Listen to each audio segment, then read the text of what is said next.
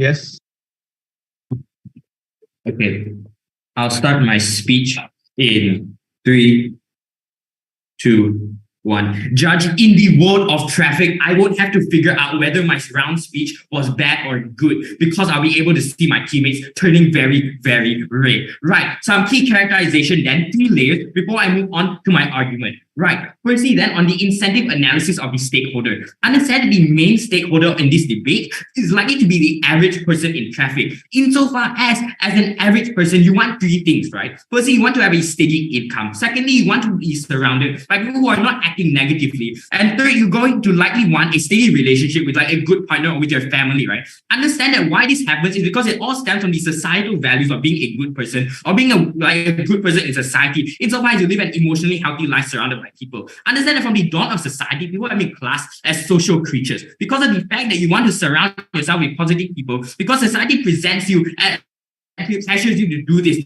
in order to do well socially, because it makes you seem as a good member of society. We tell you it means that you reward yourself for living in groups or living with other people insofar as you don't feel lonely, you don't feel excluded, etc. We tell you this is the main reason why people are likely to seek out relationships on both sides of the house. We tell you then that they are actually likely to be able to seek out relationships of some sort. We tell you this mitigates any arguments coming out from opposition sides as how people are going to be like asocial, right? What does our counterfactual look at that? We tell you our counterfactual is likely to look like traffic. It's a world in which people know the impression of you, but not the intensity of say impression. For example, I would know if Eitan really hates me or just mildly hates me, right? Understand that on our counterfactual, then you don't see the intensity of the hate. Opposition cannot come up and say that like, oh, you won't try to change other people like views of you because like you're going to become socially excluded. Insofar as people are going to be reasonable actors in both sides of the house. We have already told you why it is highly likely that if people want to get into relationships in the first place. Understand this means that you are going to actively try to mend relationships that you deem important to you as a person with other people because you like the person or you want them to stay because they are important. Understand you're likely to try to mend these relationships for your own benefit because people do have important relationships in life. We try this looks like your boss or your partner in life. Understand that on our side, if you try really hard to mend these relationships, but the halo still stays red, we tell you can just dump them because it is then classed an unmendable relationship. Understand there's no chance of saving said relationship. So quite frankly, we don't care. But understand that furthermore, right, some degree of this already occurs in status quo insofar as people worry about what others say about them. They try to impress the people even if they seem to hate them. Understand opposition wants to say that people will be asocial. They have to prove why it's not likely on their side for people to just like stop talking to people who seem to hate them, right? But understand that on our comparative, you simply make it easier to manage relationships insofar as you know who dislikes you. Furthermore, you also normalize people so there's less stress to like be pleasing everyone. But I'm not going to take that now. Understand what this likely is to mean then is that people are going to be more likely to mend failing relationships or to leave unmendable ones. Understand the degree of like likeness plays into this because if you don't know whether someone really hates you or doesn't really hate you, you are more likely to mend it because what if it's only a bit and this relationship is likely to be extremely important to you? Therefore, you are going to try your best to mend it. And if you really can't, we've already told you have an opt-out mechanism, you just leave it, right? But before I take that POI then, lastly on the metrics of this debate. Firstly then, for us, 2 of them. Firstly, on why relationships on our side become better as a whole. And secondly then, on why we create less antagonism and distrust within society at the end of the day. As I said, if opposition wants to prove this debate, they simply have to tell us why relationships don't have any inherent issues in status quo and like how they can like how that's like not an issue. But before I continue on to my main argument, I'll take that POI. 3. Okay, do you not believe that having marked a single individual with one single emotion is going to promote a culture of aggression and autism? Please comment.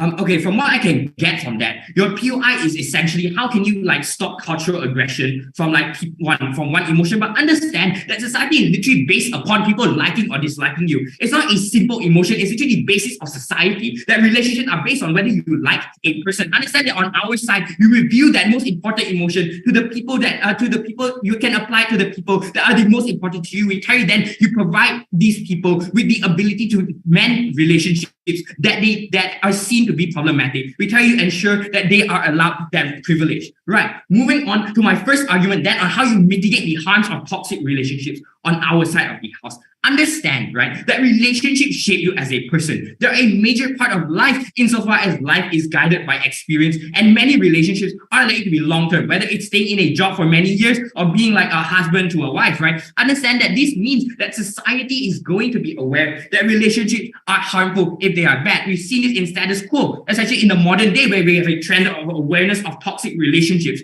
whether like it's your family or your partner, etc. We've seen this uptick in this trend. Understand that the inherent problem with toxic relationships is that this person is likely to exploit or abuse you, right? Why do people abuse someone? Understand that the main driver behind abuse is the simple fact that they see you as less than them. The simple fact that they see you as someone who is worth less than them, and thus they are able to whack you, right? Understand that this means that on our comparative, then you are going to see that red flag no matter what facade they try and hide it behind, because it is their inherent impression of you. And if they are likely to abuse you, they are likely to have that negative impression. Therefore, behind any facade whatsoever, you're going to see that negative impression. Understand that the problem with opposition's world is the simple fact that even in toxic relationships in status quo, people self-justify their own abuse by saying, oh, but like X person, I love X person, and they think it's good for me, therefore it must be good for me. Understand that they internalize that process, which means that they fail to like understand that it's going to harm them, and that is the benefit that we bring to our side. Because understand that the unique nuance that we bring on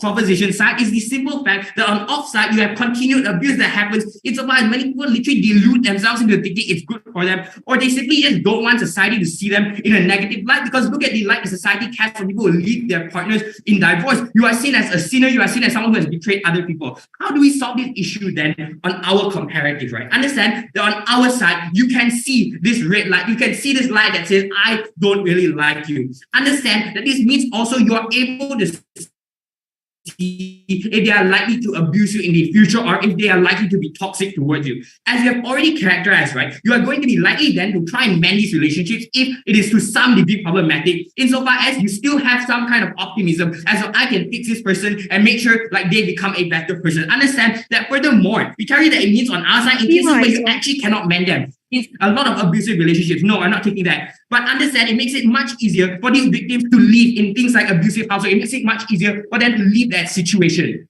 I'm not taking that POI, sorry. Understand that on our side, society is conditioned to normalize the fact that people dislike other people. We've already characterized it to you from before in my speech. But understand that what you may get on our side then is the inherent breakdown of societal narratives that every couple should stay loyal to each other, and they shouldn't break up insofar as like, oh, what if they're good secretly? We try to break that down and you reduce the backlash that you get as a person for trying to leave an abusive household, right? Understand there's no answer to this problem that you can try and present on opposition side. The unique nuance that we get on opposition side then is that when you dismantle this social stigma against leaving your partner, you make it much easier for them to live a better life insofar as it is easier to justify living to society, to justify leaving your partner to society insofar as you can just say that, oh, they had a red light and I tried to convince them, but they continue on being problematic and they continue on harming me. Understand that in a society where this is a norm, it is going to be much, much easier for people to not get ensnared in these kinds of abusive relationships. We carry that as a world in which it is much, much easier for you to be a good person and to live a good life. Thank you.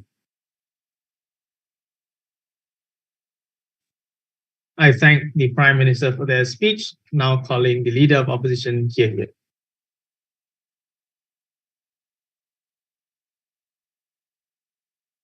Yeah, I'll be starting in.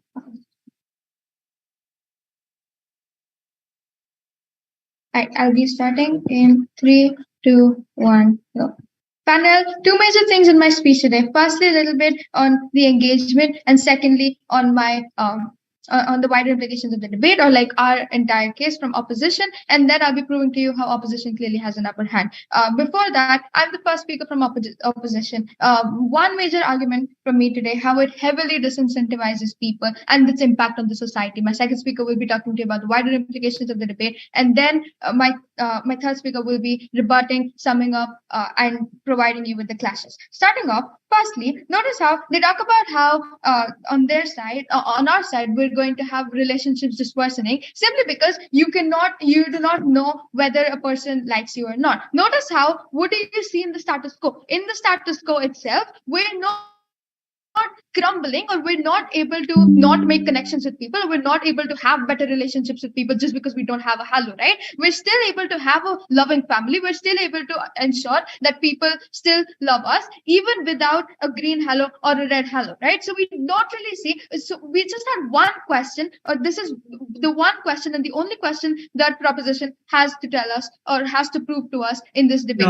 They have to tell us. I'll take you in a minute. They have to tell us why there is a need for this system in the first place, right?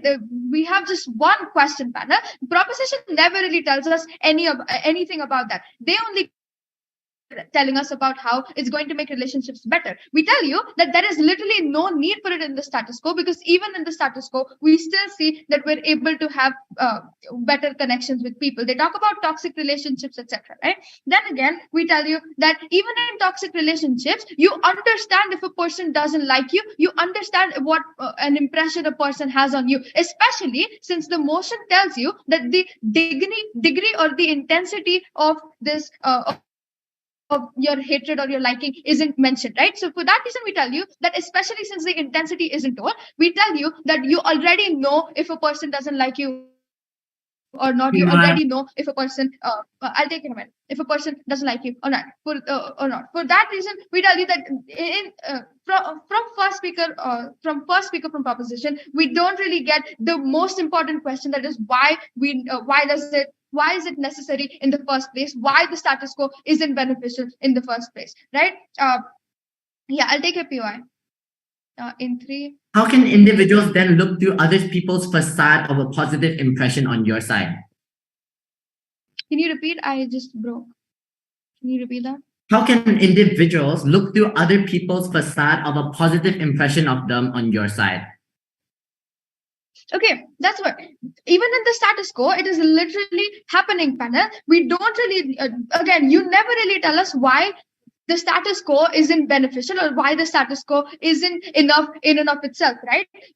Even in the status quo, we still see that you understand if a person doesn't like you or not, and you can work on that. You can communicate with others. You don't need a red sign or a green sign above your head just to see whether a person likes you or not, just to see what kind of an impression a person has on you, or what kind of an impression you have on others. We tell you that you're still able to do it in the status quo just by talking to that person, just by communicating with that person. We don't really see why there is a necessity for it in the first place. Now let's talk about why it is problematic in the first place. Onto my first major argument, right? Notice how we tell you that it heavily disincentivizes people. Notice, or like, imagine if you really like a person and you really want to talk to them, but then you just have this they just have this preconceived notion about you, and you get that the red halo, right? We tell you that it disincentivizes people to a point at which they stop talking to people, or they stop communicating with others just because they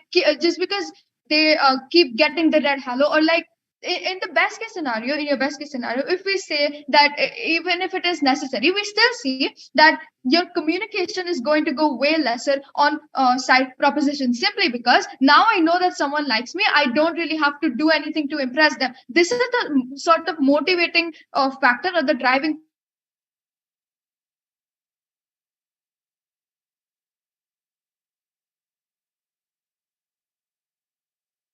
like your worst case scenario. We tell you that people don't like you, and you realize that people don't like you. We tell you that it really disincentivizes you from actually doing good to people, irrespective of whether they like you or not. We tell you on our side, what is different is that, to the point, as long as we're not able to ensure, or as long as we're able to not know if a person likes you or not, we tell you that on our side, at least we're going to help people in society in the hopes that they like us, or in the hopes that they actually have a positive impact.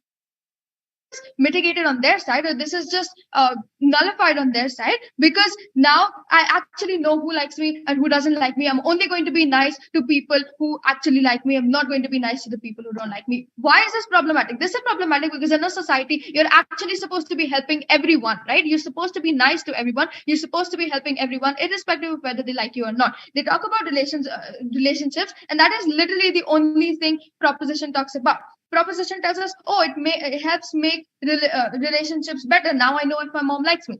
We tell you that if you're in your worst case scenario, if your mom doesn't like you, you're still not, it's going to like really disincentivize these people. What this leads to is that these people now have like really bad mental health impacts, simply because the people who you try to impress the most, or the people who you really want to have a good impression on you, are actually not having so, right? Or not doing so. In such scenarios, we tell you that when all your efforts are gone to vain, we still see that what happens on your side is that the mental health impacts are just way worse. People go into depression, people get anxiety, all of these issues, simply because now you know who likes you, who doesn't like you, who has a good impression on you, and who doesn't. We tell you that all of these problems are something that are exclusive to their side. We tell you on their side. No, thank you. We tell you on their side, the benefit to society, or like you being nice to people in society, you being nice to everyone in society, you being helpful to everyone, you actually liking everyone, or you actively trying to make a good impression on everyone, is something that is going to be lacking on their side of the house. That is why we tell you in the status quo, the status quo is better on our side, simply because we tell you that in the status quo, to the point at which you don't know what kind of an impact you have on people, or what kind of an impression you have on people, we tell you that you're still going to make active efforts to build that relationship, to build that communication to that person, to actually be able to share with that person, to actually talk to that person. For that reason, we tell you that is something that is exclusive to our side. We tell you on our side, at least people are going to be helpful in society, are actually going to be nice to the people, they're actually going to be helpful to people in society, simply because you want to build a good impression on everyone, something that is exclusive to our side. We tell you on their side, what happens is that there is a lack of communication on their side. On their side, we see that people just get disincentivized. People stop talking to other people when they understand that they hate someone, or they don't have a good impression on someone. And what happens on their side is that they stop being nice to everyone in society. That is something that we find extremely problematic. For that reason, we say oppose. Thank you.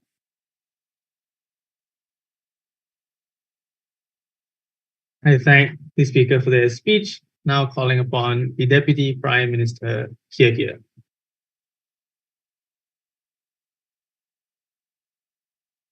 Hi, sorry. Let me just drink water real quick.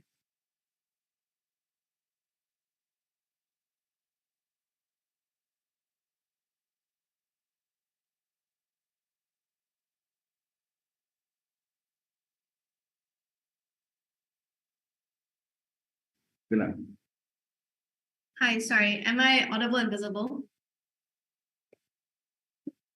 Yeah. Okay. I prefer verbal POIs, and my preferred pronouns are she, they. Okay. I'll start my speech in 3, 2, 1. I think opposition lives in a terribly warped world where they think every single relationship is perfect and there's no problem at all, and they were all living in the utopia. I think the problem with this is the opposition doesn't actually know what current day status quo relationships look like. And on my speech today, I'll be explaining to you what they look like, why my first speaker has already taken it down, and how we are able to protect individual relationships more. Okay, so what has they told you, right? Opposition has told us that we will still know if people like us or not, because in the status quo, everybody just seems to know because you can talk to them, right? But we tell you that this is not true, because they're not telling us anything about the manipulation, domestic abuse, harassment, toxic relationships that happens in the status quo. They're telling us that all of these lies, all these one-sided loves, and all of these toxic relationships simply don't exist, which I tell you is a very warped view on society, because it's so obvious and prevalent, not just in romantic relationships, but even in friendships or normal relationships with other people. And we tell you that it completely disregards the majority of society relationships where people inherently don't have open communication. And we mitigate this by saying, yes, to some extent, you can tell if somebody likes you or not, basically maybe by their facial expression, that side eye that people might give you, right? But we tell you this causes overthinking and stress, because you don't want to talk to them due to the fear of getting an answer that you don't want. You don't want to talk to them and say, hey, bro, do you like me or not? And then they're going to say, no, I don't. No, that just doesn't happen, status quo. That's a completely irrational action that someone would make, because humans are scared of the unknown. So what happens then, if you can simply tell the vibes of whether or not someone likes you, you're just going to self-justify that yes, they don't like me, they hate me, or you're going to say maybe they do like me, and this I'll say that later, and this just causes a lot of overthinking in society. And even if we take them at their best case, right, even if you for some reason know that everybody either loves you or hates you because you talk in a communication, we tell you the amount of conversations you have to make to know whether or not this person likes you or not, it's just simply like unreasonable, because you have to go up to every single person. Because what's the problem with that, right? You can have open communication. What's the problem just asking someone if they like you or not? We say the amount of communications you have to make sure that someone likes you is going to be very unreasonable. It's going to make you like be so worried about who likes you. You have to constantly affirm this by going up to people and ask them. Or if you for some reason simply believe that maybe this person likes me, society is going to say why? Just go up and ask them. We tell you that a lot of people are going to be heavily damaged by this. And number two, opposition also tells you that on our side, people will not mend relationships, so that means that people become isolated. My first speaker spent a substantive amount of his speech trying to tell you and explain to you why people have the incentive to mend these relationships, but I'll just repeat again because I think opposition hasn't been listening to our case. So why we tell you this is not true is because we already tell you that humans are social animals. They want to have UI, ma'am. That means that when that halo turns red, or when they see a person with red halo that they actually care about. If it's some random stranger or somebody they don't care about, obviously you're not going to put in effort to mend their relationship. But if someone they care about, they actually want them to be their friend, they're going to put extra effort into them because they don't have to overthink and question, but they already know what the question on them. I'll take that later. Sorry, stop like badgering. And then so this means that you're going to try to mend your relationship, and to the extent because these actors are rational, when they understand that this relationship is far from mending, they'll be able to drop this relationship because they know that's the best to do them, because they don't have to overthink and keep questioning. Is my thing. Like quick questioning whether or not this is a reasonable thing to do. And even if people don't mend relationships they want, if we take them at their best case, we tell you at least they don't have to involve themselves into these toxic relationships where people don't like them. They try so hard to get these people to like them. Okay, yes, I'll take your POI. Do you realize that halo can only show a person what another person thinks of them? It cannot teach a person how to not be an abuser. So how are you actually solving abusive relationships on your side? I think it's more like when you see that your boyfriend hates you so much, but they show you that they're loving you, you can just know, then just tell them, you don't love me, so I'm going to leave. I think that's a rational actor. I think everybody knows that. I don't think that POI was relevant at all. Okay, so I'd like to continue on with our second argument for our case, which is basically we allow more transparent and organic relationships to happen. Because like, let's use the example of Among Us, right? It's a game where you constantly question if somebody is your ally or they're an imposter. So you basically get to, like in traffic, you ensure that these people don't have a mask and you can actively know whether or not these people like you or not. So let's say like let me give you like 3 resonances, right? Number one, what is the current status quo? People hide behind masks. They act fake. Their actions might be good, but this causes fake happiness. And when these individuals find out that all the relationships that we're having are fake happiness or fake ones, they're destroyed as their perceptions of these people is forever damaged. Let me give you an analogy, right? So Eitan wants everyone to like him, but he doesn't know if they like him or not. So he is stressed and constantly worried about his image because everyone is behind a mask. So it means anxiety basically internalizes within him, and because of the fear of the unknown. So basically, Eitan becomes a very insecure individual.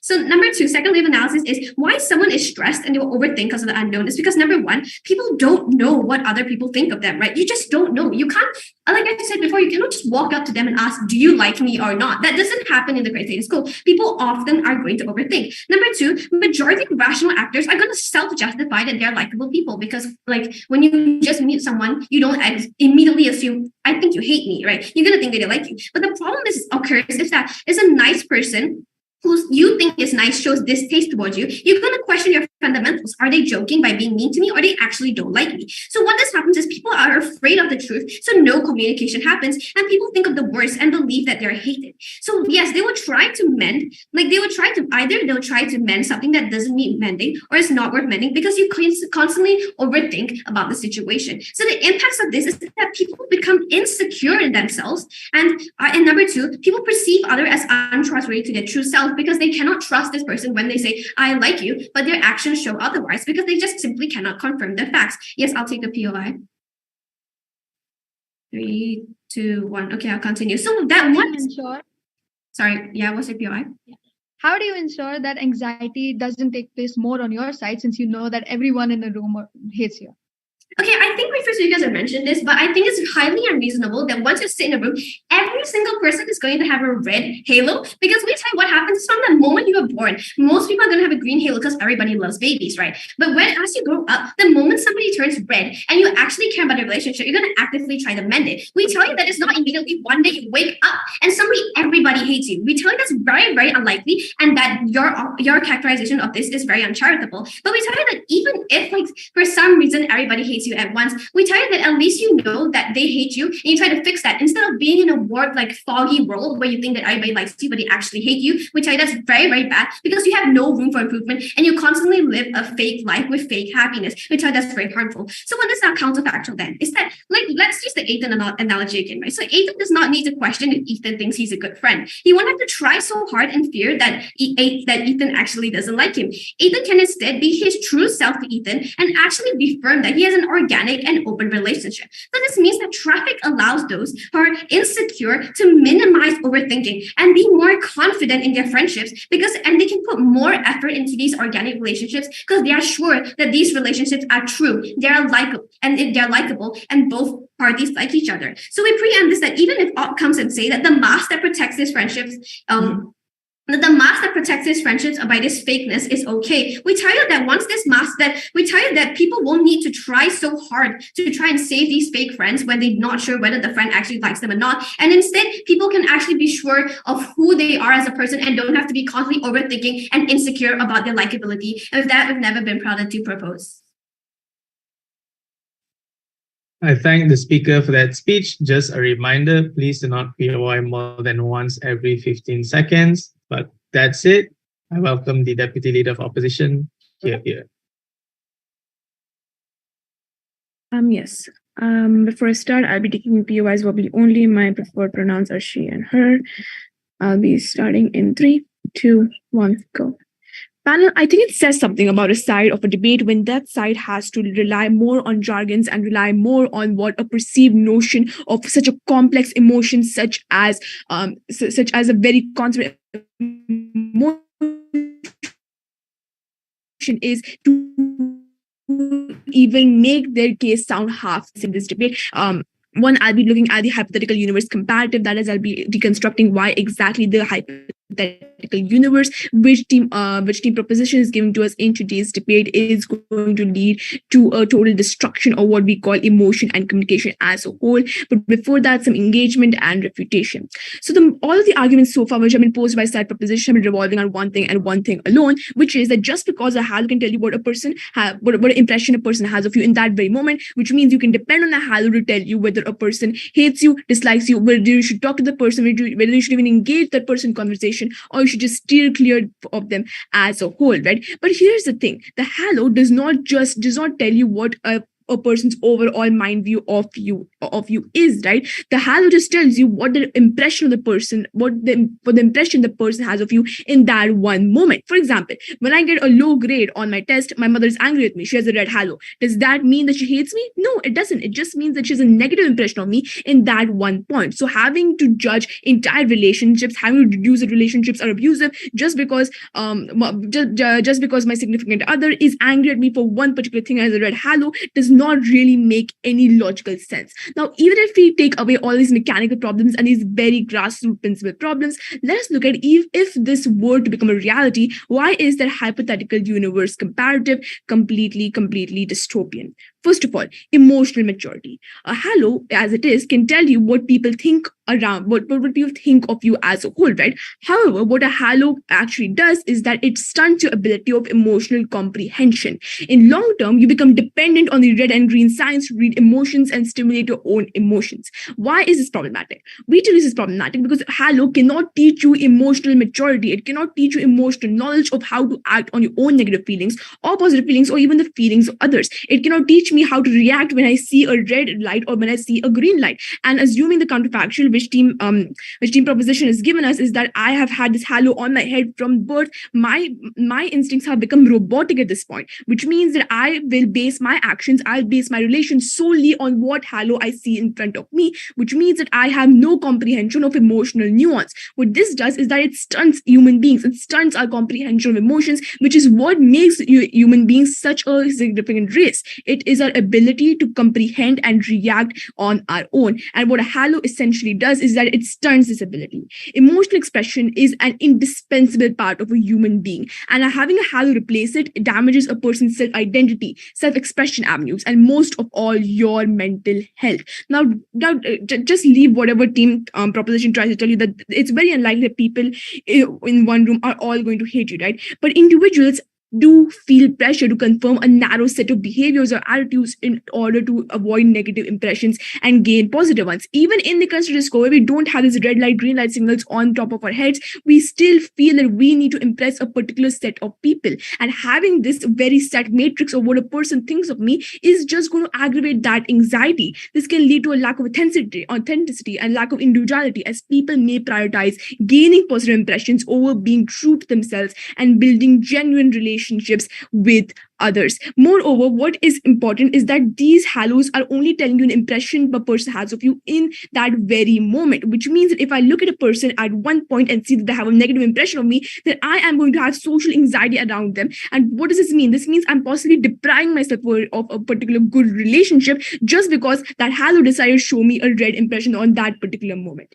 Next, let's talk about how our life experiences can be tainted. Now, even if we take our worst case scenario in the status quo, where people are being hurt by others, where they are possibly being abused due to not being able to read others' emotions, we say that this is an integral part of a human's very personhood. Experiencing grief and loss and positive and negative emotions organically is part of life. Now, why exactly is halo having substitute for your emotions such a problematic deal in this very particular context, right? Because a halo restricts a person from making mistakes and learning from them. Again, a halo can show me what a person thinks of me, but a halo cannot teach me how to not be an abuser. It cannot teach me how to recognize when I am being abused. It cannot teach me how to get out of an abusive relationship. A halo cannot teach me these important things, which are obvious reflexes to emotions which others show and we show.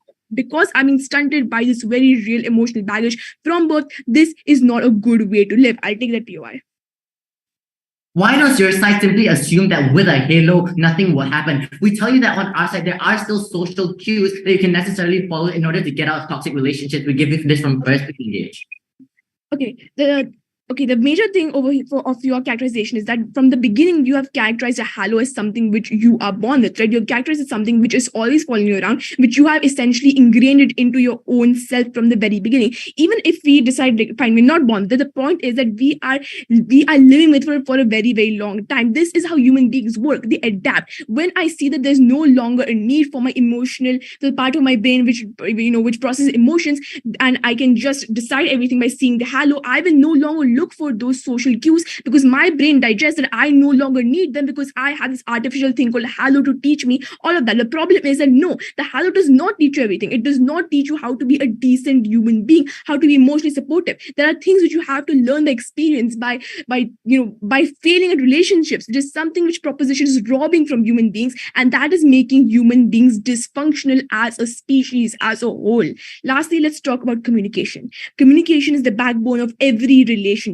However, what halos are doing is that they're taking away this incentive and need for communication because people have total transparency. Now, this might sound good while they're dressing it in jargons, but the point is that a halo can tell us if a person dislikes us or a person may be angry with us, but it cannot tell us why that is. If I look at my mom, if I look at my sister, if I look at my significant other and see that they're angry at me, the halo cannot tell me with a single green light or red light why they're happy or sad. I myself need to have the emotional maturity and the communication skills to go to them and understand what exactly is wrong. Again, what the halo does is that it stunts our brain. It does not allow us to develop these essential mechanisms, these essential communication skills. So why is this problematic? Because this leads to communication halt, and this actually is what leads to dysfunctional relationships. What team proposition is really doing in this debate, ladies and gentlemen, is that they're not making relationships easier. They're not making it easier for us to not be abusers or take away from abusive relationships. They are enabling all the abusive relationships and all the stunted growth. For all these reasons, we have never been so proud to oppose. Opposition deserves this ballot. Thank you. I thank the speaker for that speech. Now calling upon the government whip here. Hi, I'm audible and visible, right? Yeah. Okay, let's do that. Yeah, just let me know if like I lag out at some points because some parts of this debate was like kind of like gave it. Yeah, POIs verbally. I'll probably ask for POI within my speech. And yeah. Without further ado, I'll start my speech in 3, 2, 1. If only traffic existed, so I could understand my ex's emotions and prevent actually breaking up, right? What ops rhetoric makes it sound like is that everyone is an irrational individual and won't strive for relationships, essentially dooming their case like my IGCSEs this week. So here's how my speech is gonna go. Firstly, on strategic mistakes that were made by opposition side within this debate. Secondly, then on the clashes within this debate and why we clearly win each and every one. And if I have time, I'll move on to comparatives at the end of my speech. But firstly, then on strategic callouts, right? 3 main things here. Firstly, understand that there's incredibly uncharitable characterization on the side of opposition, right? 4 things here. Firstly, understand that what they pushed was an idealized world where everyone has perfect relationships on their side of the house, right? We tell you from all our speakers how this isn't necessarily true because what happens on their side is you have distrust. You have people who don't understand social cues. You don't understand what happens among society. You can't trust the people around you. But secondly, understand that what they assume then is our comparative is based solely on halos and not people teaching you, right? I find this completely ludicrous because understand that with the halos, you still depend on other people to teach you what they mean, teach you how to react to them. Understand then that you're still able to build social cues on the side. This didn't make sense whatsoever. I'll take one later. But thirdly, then understand that they further assume that people won't be nice to everyone on our side, right? We literally characterize mendable relationships from the top of our speaker, right? This doesn't make sense. But last on characterization, because they tell you how like, oh yeah, emotions are complex and you can't deal with them by like impressions. Homie, it's whether or not people like you. It's whether or not people think that you're a good person, whether or not they think that you have a good impression. Ultimately, it just means that whether or not people like you, whether or not you were worth their relationship, worth their time, right? Next call out then on the ignorance of pinches, right? There's no engagement with any of our analysis, right? All they simply do is sidestep it with some sing-song society, right? Because no, all of our analysis on mending relationships, on false optimism is left unengaged. What they try to do is don't let them run away with this. I'll take one later. But third call out then and final call out then is on their gross mischaracterization then of our counterfactual, right? Because note panel, I want you to like note panel how they ignored our analysis on how individuals won't be like asocial and will actually work towards mending relationships in our first speaker, right? We highlighted how this is likely going to happen. They never engage with this whatsoever, right? But most of this, we highlighted how it is extremely unlikely that everyone will have a red halo because like as you grow up, you can recognize people like changing feelings and then strive to solve these issues as mentioned by every single speaker. I think third op definitely has to deal with this, right? But even if you don't buy any of this call-out panel, note how even in the worst case then on their side, where everyone around on our side, where everyone around you have unsolvable red halos, no, you can just recognize this and go talk to some random strangers, right? But it's very unlikely people will hate you, right? Because not everybody on the street is likely going to have a red halo. On their comparative, then you are completely unable to recognize this nuance because it is all presumptive, right? You never know what people actually think about you. You never know whether or not you're able to mend your relationships. Before I move on to clashes, I'll take a POI. Yes. If a halo can truly tell us what is the emotional stature of our environment, then what incentive do we have to learn emotional nuance in the first place? Because you need to understand how to please people and how to actually make them like you. Because otherwise, like obviously other people in society are going to know how to deal with this. They're going to teach you about this. Ultimately, the nuance there is that you have to understand how to please people. Otherwise, you're simply just going to get red halos everywhere. We think it's highly unlikely that this is going to happen, right? First clash then on why relationships are far better on our side. I want you to note the framing here panel 2 things. Firstly, on how humans are social creatures, right? We tell you this from first speaker, but intrinsically, individuals seek to have relationships for entertainment, for companionship, right? Without this, we would see things like a lack of emotional support structures and a lot more emotional trauma. No, additionally, then secondly, how the importance of relationships then manifests under things like cooperation, because it's important to be able to trust one another, to be productive and work together, right? If I know my team trusts me and my speeches, I wouldn't have to simply assume it, right? What have we told you then from government side, right? We tell you how you're better able to recognize mendable relationships and how you then can opt out of ones that aren't, right? We tell you how you're likely to have false optimism on their side that perpetuates individual suffering, right? I think the impacts here are very clear. Essentially, you fall into societal biases of toxic relationships, right? You get into things like emotional manipulation and one-sided affection, right? When you allow this perpetuation of self-justification vortexes that happen on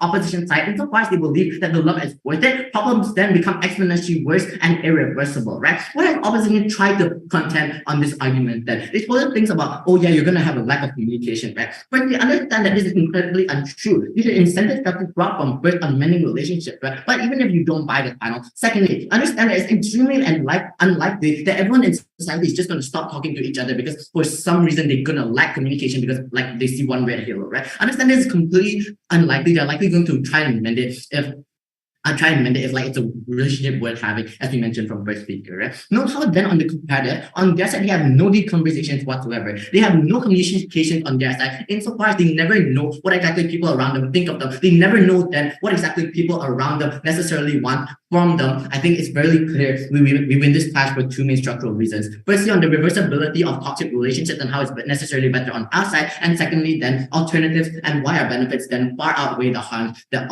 so feasibly tries to push onto us. Yes, I'll take a PLA. Don't you think that communication is lacking on your side more simply because on your side people are going to cut people off from their lives just because they see a red halo?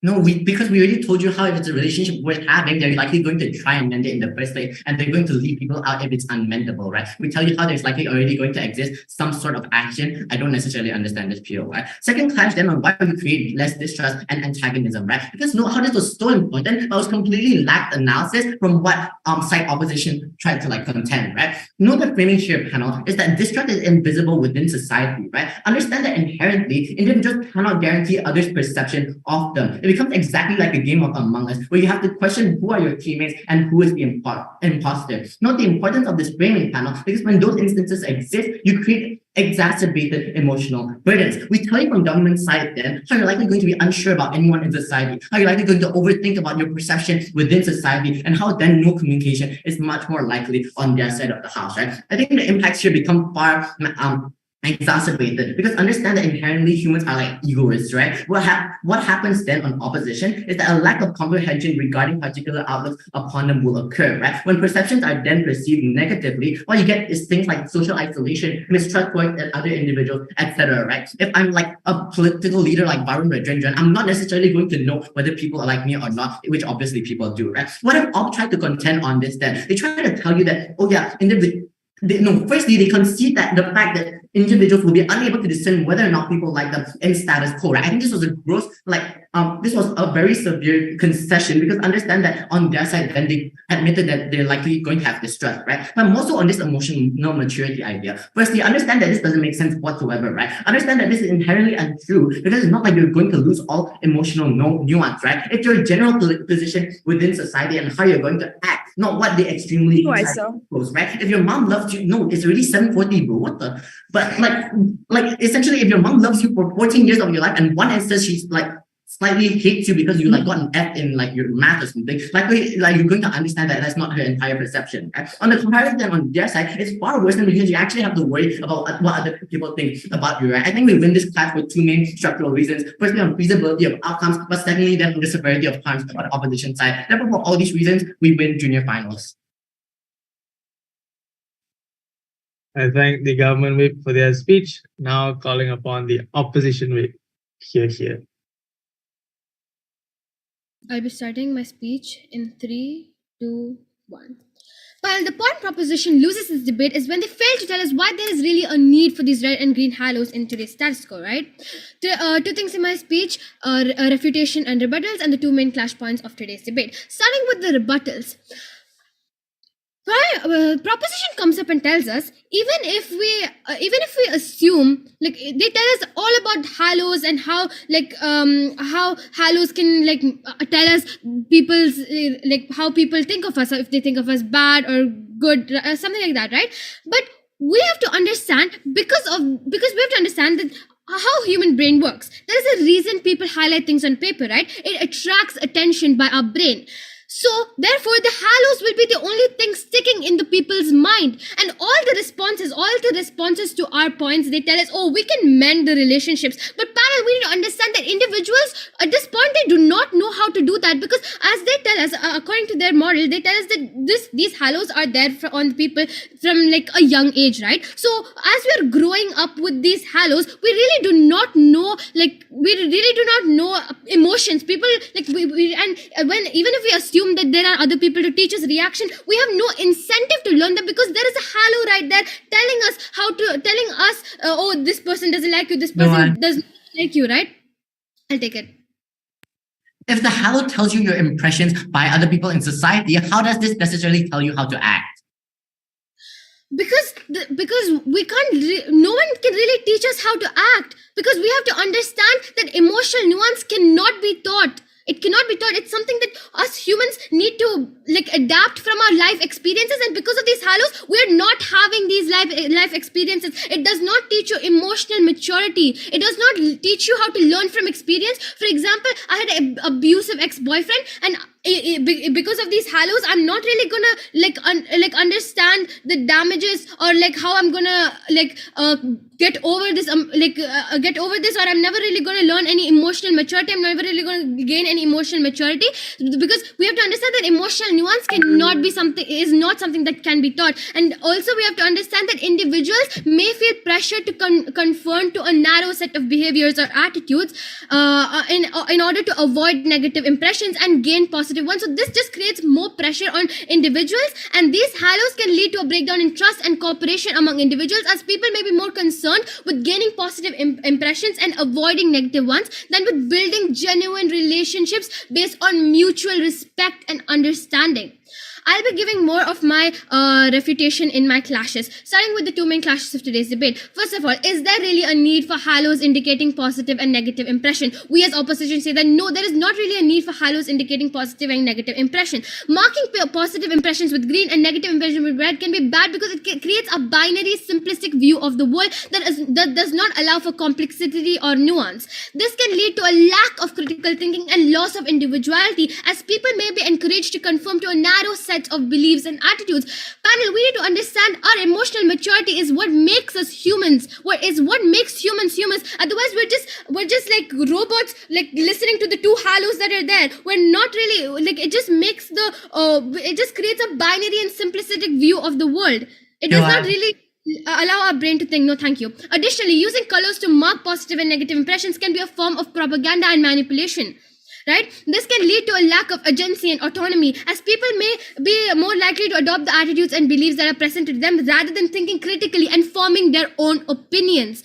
Furthermore, using colors to mark positive and negative impressions can perpetuate harmful stereotypes and biases. For example, associating the color red with negative impressions may reinforce negative stereotypes, and this red and green, it can lead to further marginalization and discrimination. Overall, using colors to mark positive and negative impressions in a dystopian world can be bad, because it creates a simplistic and binary view of the world, perpetuate propaganda and manipulation, and reinforce harmful stereotypes and biases. It is important for individuals to think critically and question the information they are presented with, rather than blindly accepting the impressions that are presented to them. I'll take it. How then can you deal with this increased distrust and antagonism on your side when we are able to solve this by having halos? What you're doing with halos is like reducing the emotional maturity of human beings. How are we ever going to solve any problems that comes with having these halos? Or you tell them, or you tell us that, we can mend certain problems by, like, if a person hates us, we can mend certain problems, but we do not have the capability to mend the problems because of the lack of emotional maturity. Because all you're doing is presenting us with these impressions. You're just giving us two impressions, and since we have them from birth, we're not learning emotional maturity. We're never really learning how to mend them. Because emotional nuance is not something that you can be taught, and this is something that you have to understand. Moving on to my next clash. Which side creates better relationships? We say that our side creates better relationships, because using colors to mark positive and negative impression can worsen relationships, because it creates a system of judgment and competition that prioritizes individual interests over the common good. Individuals may feel pressure to conform to a narrow set of behaviors or attitude in order to avoid negative impressions and gain positive ones. This can lead to a lack of authenticity and loss of individuality, as people may prioritize gaining positive impressions over being true to themselves and building genuine relationships with others. This can lead to a breakdown in trust and cooperation among individuals, as people may be more concerned with gaining positive impressions and avoiding negative ones than with building genuine relationships based on mutual respect and understanding. Overall, the use of color to mark positive and negative impressions in a dystopian world can worsen relationships by creating a system of judgment and competition that reinforces existing power structures, perpetuates harmful stereotypes and biases, and prioritizes individual interests over the common good. It is important for society to prioritize fairness, inclusion, social cohesion, rather than creating systems that reinforce inequality and division.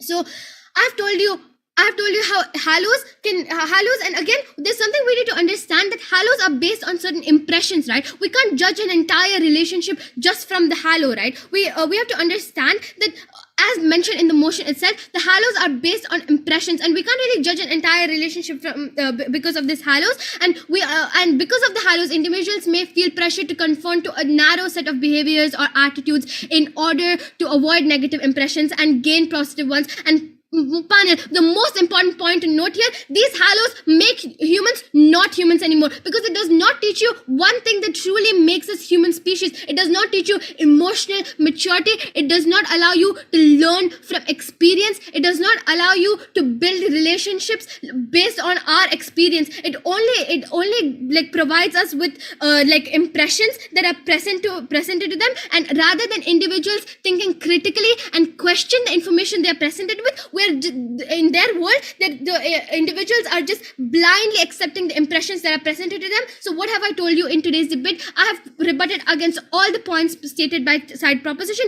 I have told you there is not really a need for halos indicating positive and negative impression, and I have told you how halo on our side, if we create better relationships. So for all of those reasons, I'm so very proud to oppose.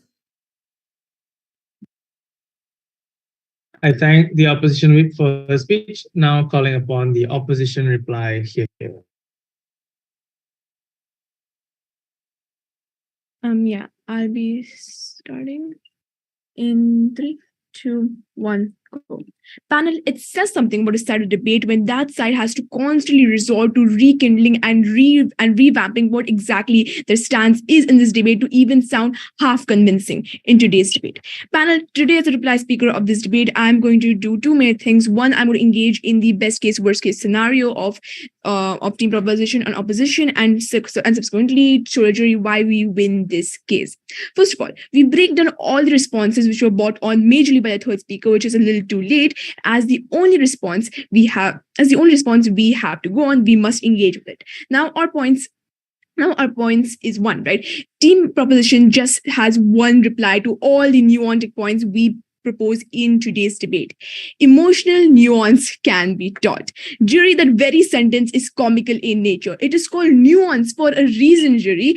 My mother cannot sit me down and teach me reactions to all the experiences in my life. No, the experiences which you will face in your life are infinite in number. No one person can teach a human being how to deal and react to their emotions or how to generate emotions. But you know what? We'll bite. Let us assume that there is some magical way in how you can teach a person how to feel, even though that is a core mechanism a person is born with.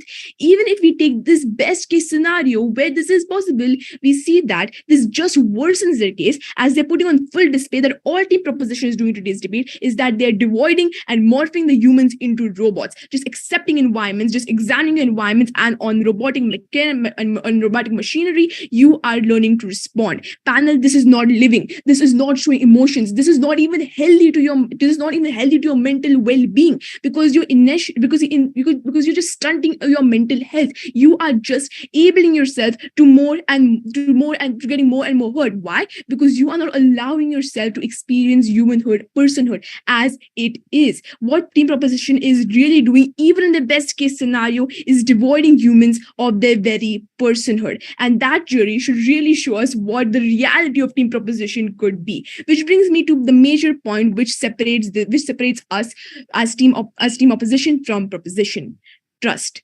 Proposition comes up here and says that we are promoting aggression and argumentation on our side, which is actually the only point they bring up even remotely concerning trust. The main backbone after communication when it comes to relationships. But here's the thing. Even in a worst case scenario, this is a much more healthy way to live than having robotic emotional mechanism, which is the best case of side proposition. Why is this? Because even if we agree that fine, more argumentations, more ways of getting heard do exist on our side debate, but there are much better benefits on our side debate which constitute to these. One, you learn how to navigate life. You learn how to navigate your own emotions. And two, you ensure that you will not get hurt in the future, which is something that team proposition just cannot do. They're devoiding humans of their personhood, which at that point, there is no real point in you even living if you cannot experience emotions and personhood as it is. So what do we really see in this debate? Proposition's best case scenario gives you three major impacts of a real dystopian era. One, humans essentially become robots. B, humans break and start relations on the blip of a halo, because as team proposition has been saying from speaker one, just when you see a halo is red, that means the person hates you, that means you need to get out of that, that means you need to destroy a relationship with them at that one blip of the halo. And C, we say that they perpetuate harmful stereotypes just by the coloring of the one halo. Now in opposition's even worst case scenario, we see that we have two much better scenarios for the future. One, we see that people learn from the experiences, and two, we are promoting emotional maturity, which is something that people are going to carry on with them even past just relationships on its own, right? Emotional maturity extends beyond that. Either we drop all practical signs of argumentation, we still win because the principle is strong enough. Either the principle is not strong enough, it is much better as our effects outweigh the harms. If our effects are equivalent to the harms, magnitude is a lot better on our side, which is why this motion falls. Thank you. I thank the speaker for their speech. Now to conclude the debate, I call upon the government reply here. Okay.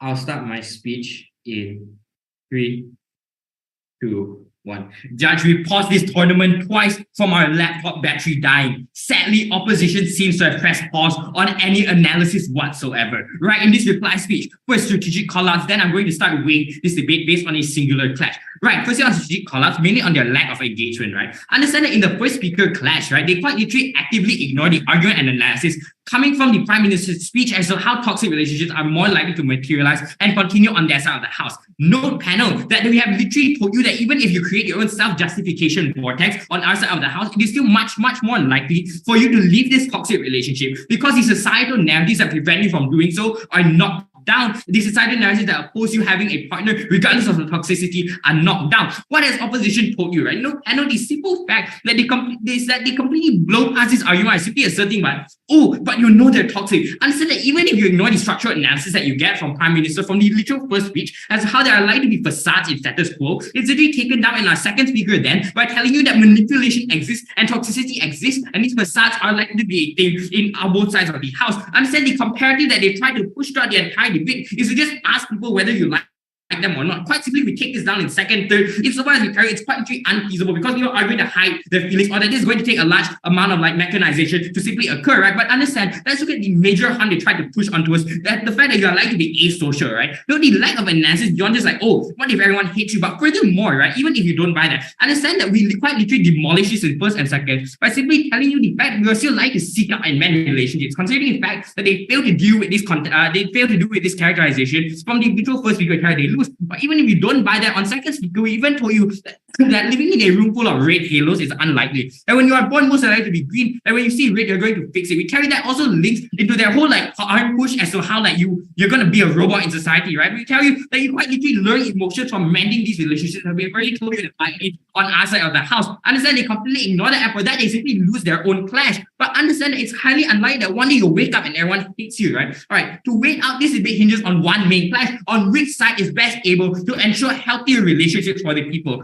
What have they told you, right? The main harm they try to push onto us from the second speaker onwards is this lack of emotional growth. Understand that we quite literally take this down in like third speaker, second speaker, insofar as we quite literally tell you, Judge, that even with halos, people are still going to learn emotions from society. So people teaching them, right? Know that I know they completely ignore that we say this, right? They keep pushing the fact that we say, oh, but they won't. They keep pushing that we make assertions, even when we literally told you with structural analysis as to why this is inherently untrue. But also note, Judge, that like they push extremely unfair characterization onto us insofar as they tell us that you're going to grow up without any emotions. But they also miss the logical link between the existence of the halo and like even learning what emotions are. They don't even tell us. They give us 6 minutes of analysis with like 5 seconds of actual like truth as to why this is going to happen. And since like this is the crux of the argument and it says like missing tell you it's uncreditable, how do you weigh this out then? Understand our case easily weighs this out because on second and third we contend with their counterfactual arguments and they left us untouched. But even if you don't buy that panel, you said two main things in this debate. Firstly, we tell you on how on our side you mitigate harms of toxic relationships because you see through facade. This is uncontested throughout the entire debate, apart from a sidestep that we already answered in first, second, third, by saying that like you leave these people who are abusing you. You don't have to learn how to not be an abuser, right? Also, secondly, we put you in second speaker that those who are insecure are going to minimize overthinking and be more confident in the friendships that they own. We tell you then that you strengthen current relationships,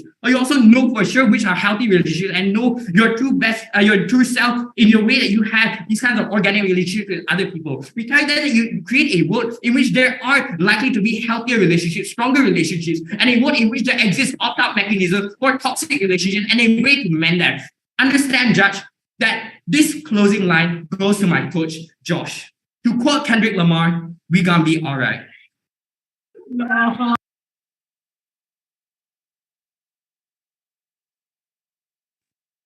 I thank everyone for what was a very fine finals. And y'all can cross the floor, shake hands, do whatever you should do after debates, and the panel will deliberate. Let's go to room 4 panel, if that's okay. We'll be going to room 4 to deliberate. Thanks for the debate, guys.